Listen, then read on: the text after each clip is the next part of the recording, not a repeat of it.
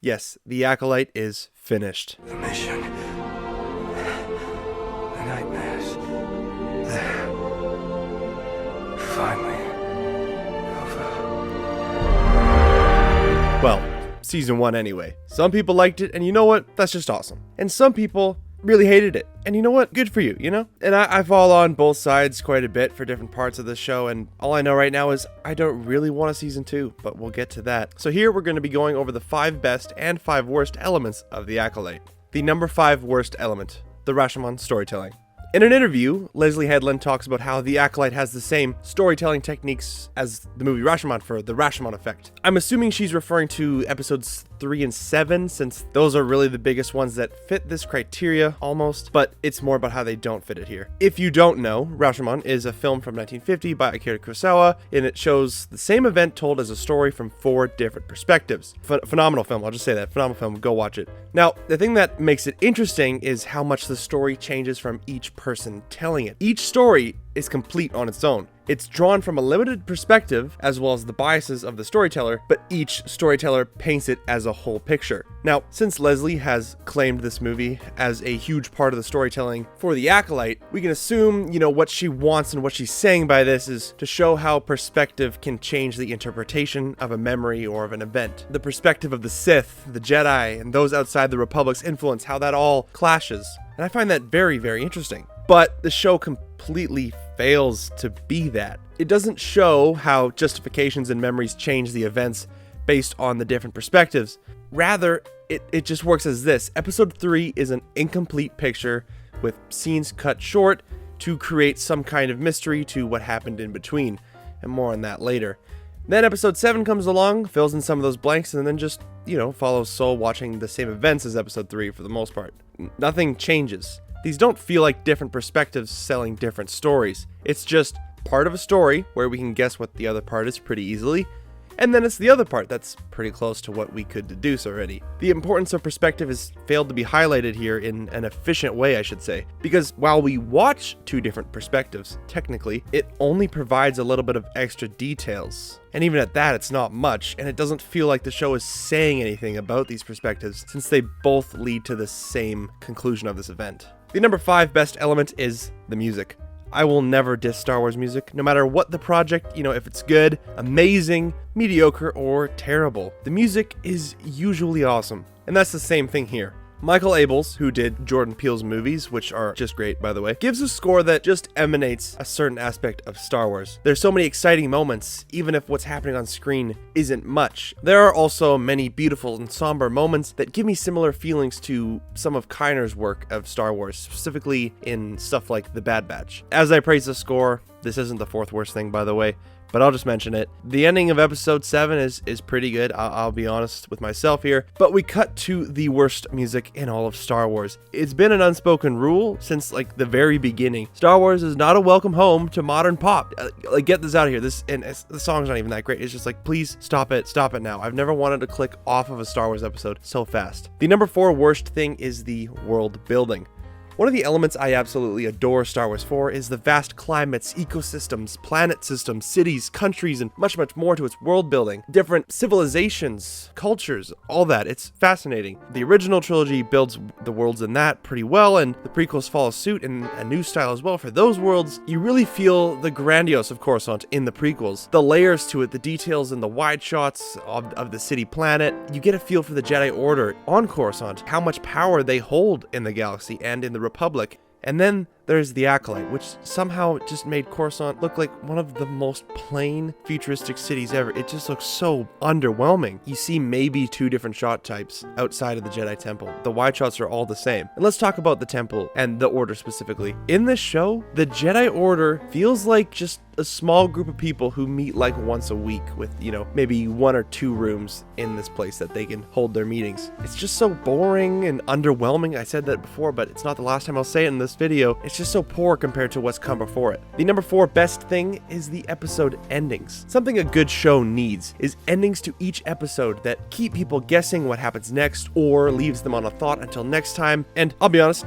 that wasn't the show. And I may not have had any interest in next week's episode during The Acolyte, but most of the endings in the show are well done scenes and are pretty cool to see fade to black until next time, even if I don't care what happens next time. The ending of episode 6 is one of the best moments of this series, having Osha be alone with the Force in Smiler Ren's helmet. It's great. The number 3 worst element is the Star Wars firsts. The Acolyte has marked a lot of first times for Star Wars, and I'm not really a fan of most of them, I'll be real, including many cameos, but I don't want to talk about that too much. You know, there are some good firsts here too, like taking a lot of concepts found in Legends and putting them in here. The lightsaber whip is one really cool one, even if it was for like 2 seconds, so it was kind of like, okay, well, why though? But whatever. And the incredibly perfect use Cortosis ore are some examples on Milo Ren's gauntlets and helmets.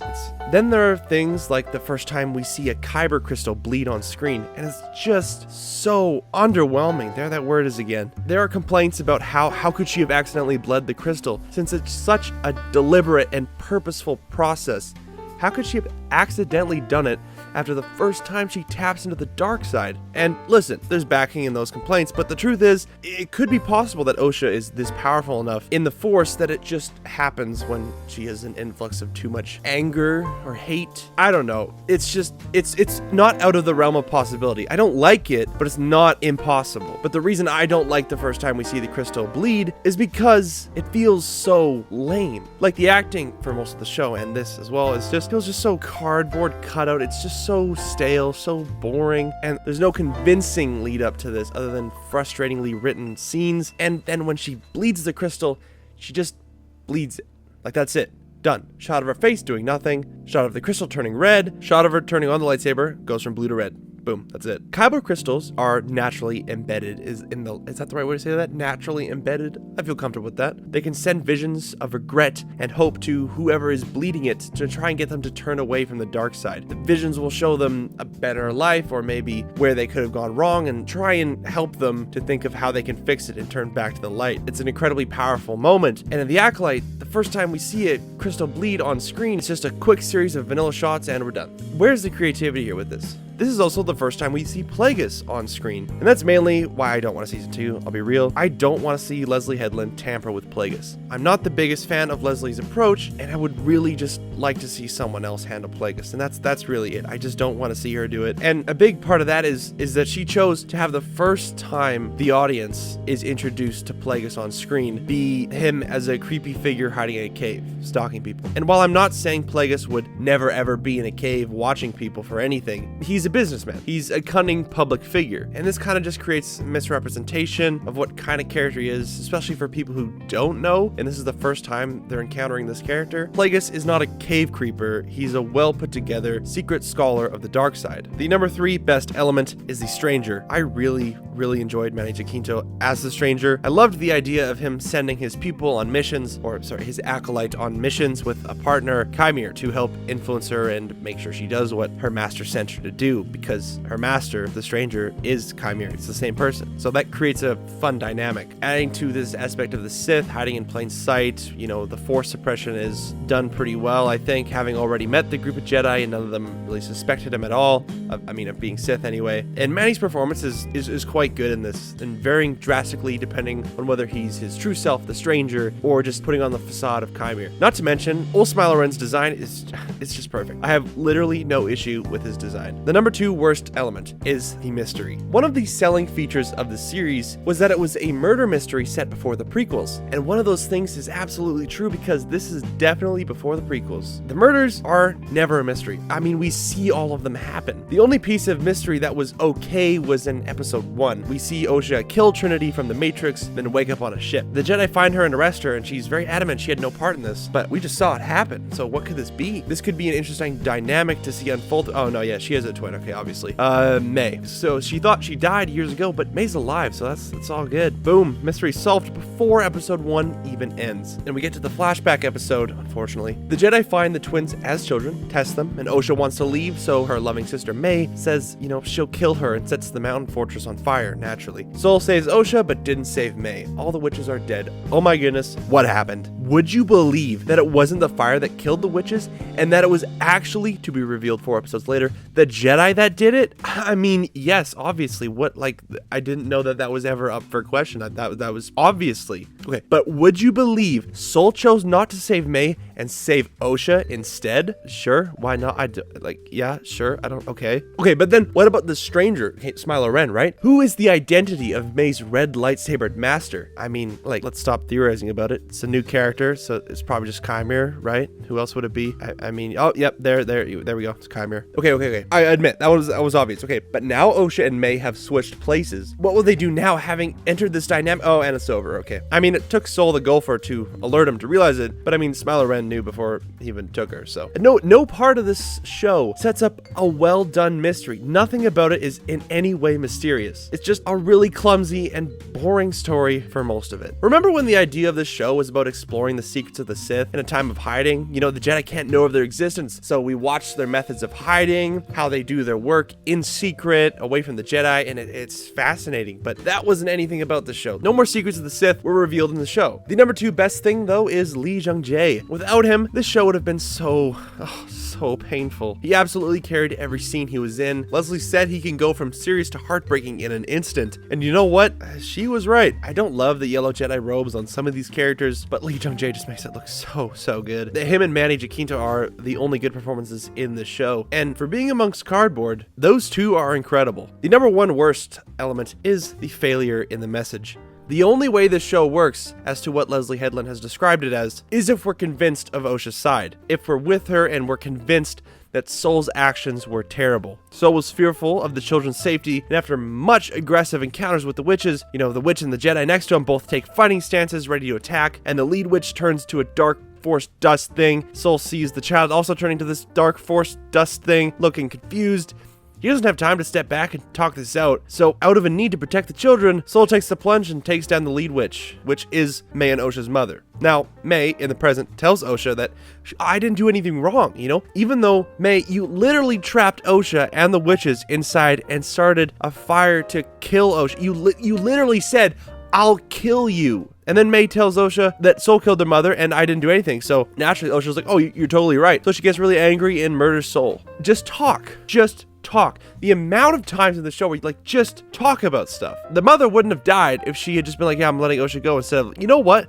Why don't I turn into this force dust spirit thing and also turn this other child into it? Why are you doing that? What is happening? Oh my goodness. If they had played this as a tragedy, that's one thing. It's a bad thing, but it's one thing, right? But Leslie literally talks about Osha's triumph at the end of the show. What? Triumph? Are you serious? I mean, well, Star Wars is most famous for being, you know, about how there is no good and evil, and as long as you triumph, you are justified. I don't know what we're trying to say here. And even if that is the point, which is, you know, pretty terrible, by the way, they fail at that too, because we aren't even close to being convinced that Soul, in the middle of this tense situation, is the bad guy. No one's convinced that Osha has triumphed at the end of the show. I don't know how you're trying to spin this, and that is a huge failure of the storytelling here. But the number 1 best element is the fight choreography. I'd say almost flawless in the presentation are the lightsaber fights. Each one is unique and stands amazingly on its own. The stranger using his gauntlets and helmets as weapons during the incredibly fast-paced fight with all the Jedi is incredible. Smiler Ren is so brutal in this fight, especially, you know, ruthless and unpredictable, which is an aspect very well done because the Jedi only have experience with trained exercises. That's the thing here. They don't really know what to do when someone goes beyond the textbooks in a duel. It's like learning a language only from a book, then going to that country and being completely lost. The one-on-one fights are also pretty great, utilizing the Force as a shield, weapon, and a way of movement. And that's something that I've always wanted more in fights like these, and this show just delivers on that. Leslie said she wanted to top Duel of the Fates, and while I don't believe she did, she and everybody there certainly tried, and that much is so evident in the incredibly quick and decisive choreography here. There's no room for clumsy goofs and shortcuts, although there's probably a couple of goofs, there always is. Also, I found the cinematography very bland for most of the show, but whenever a fight scene began, it just completely stepped up a notch. And there it is. If you liked The Acolyte, what was the worst thing about the show? And if you hated it, what was the best thing about it? Thanks for tuning in. I've been Shin Glassman, along with a call to subscribe, and as always, I'll see you in the next one.